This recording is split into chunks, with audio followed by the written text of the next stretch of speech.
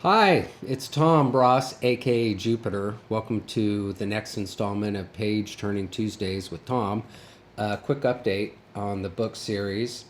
Book two is in this form right now, manuscript form, and I've been reading it out loud, which leads to lots of changes. But it looks like we're tracking really well, and the second book should be out this October, so not too far away.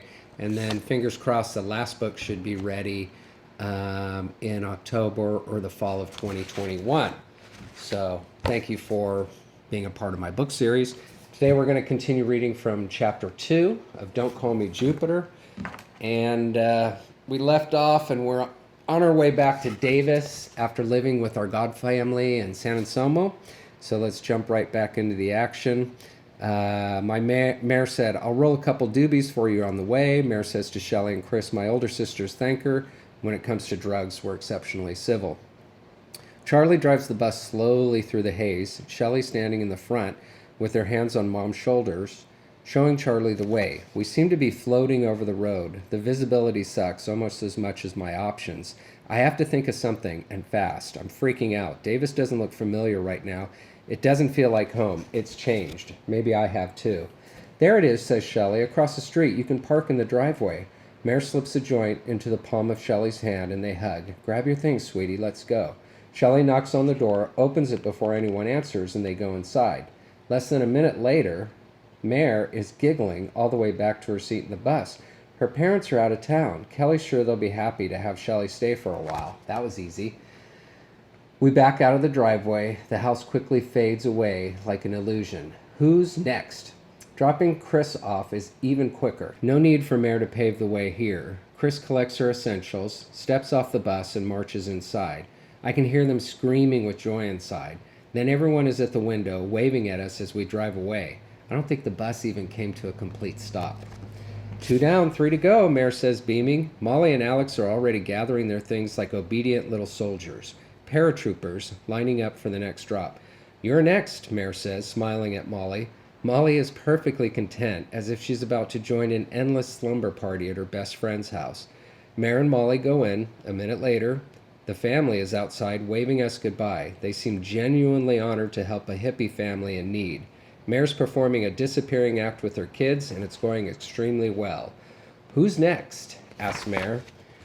Alex, I answer. Theo lives near the Greenbelt, Mare says. Aye, aye, Captain. Next stop, Theo's home, Charlie says. His energy has returned. Mare goes in alone. She's inside for about 27 seconds and emerges with Theo, his little sister, the family dog, a curious cat, and his parents. They welcome Alex with open arms and help him carry his things inside. I stay behind, anxiously racking my brain for a solution. When Mare gets back on the bus, she taps my shoulder. You're next. I don't know what to say. I hate being at the mercy of her reckless decisions. Which of your friends are you staying with? I really can't barge in on anyone right now. Please, we don't have all night. I'd rather just sleep in the bus, I offer. Not an option. Why not? It'll be, what do you always say, an adventure. An adventure in freezing your ass off? No way. Then let me crash with you and Charlie for just, there's no room for you there, she says, cutting me off. Well, there's no way I'm going to drop in like a hippie bomb on one of my unsuspecting friends right now. It's too embarrassing. Embarrassing? Get over yourself. You can be having the time of your life, hanging out with a buddy. Instead, you choose to act like a self-conscious, self-centered little prick. Grow up. Kids from normal families don't find themselves in these kinds of predicaments. Can I stay at Donna's house? It's a long shot. She doesn't like Donna anymore. No, I don't want to owe Donna any favors. What does that mean? Do it for me, please. Shame on you for not having any real friends. Seriously? That hurt. I guess you'll have to stay with one of my friends. Like who? Cliff. You like Cliff. Are you crazy? Watch it. I hate Cliff. No, you don't. Yes, I do. And his house is a dump. Well, since you don't have a better idea, it's up to me. What a shitty deal. I fold. Game over. I lose. Charlie changes directions. I go back and gather my goods. I can hear my mother talking under her breath as we drive. You'd think he'd try to make this easier for his mother. Go with the flow. Grow some balls already, for Christ's sake. Charlie parks in front of Cliff's house, turns off the lights, and kills the engine.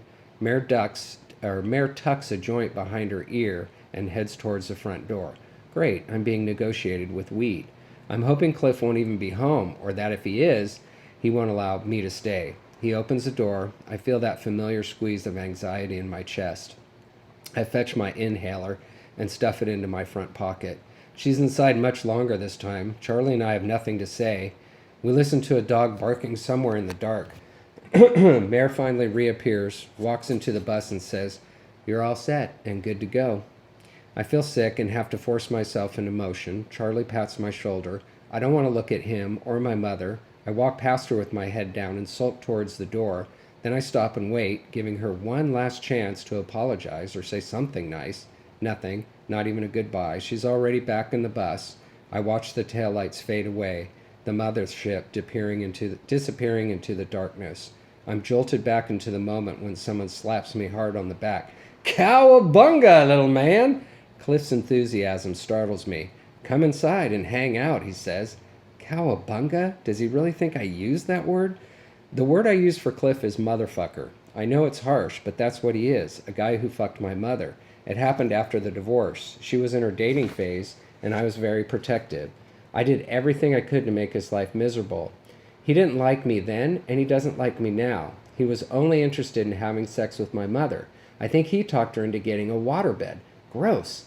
Cliff's last name is Low. Is the cliff high? No, Cliff Low. Ha ha. I hate his silly name and his parents for giving it to him. He's short and stout with a Buddha-like body wrapped into a pimple-scarred skin and topped off with a mullet. A mullet! He represents bad memories. This is not the place I want to stay. I wish I was back home in San Anselmo, where the day began. I wish I was back home in San Anselmo, where my day began. I'm going to cut it off there. Thank you for tuning in for another edition of Tom's Page Turning Tuesdays. I'll see you next Tuesday. Same time, same bat channel. What does that even mean? Bye.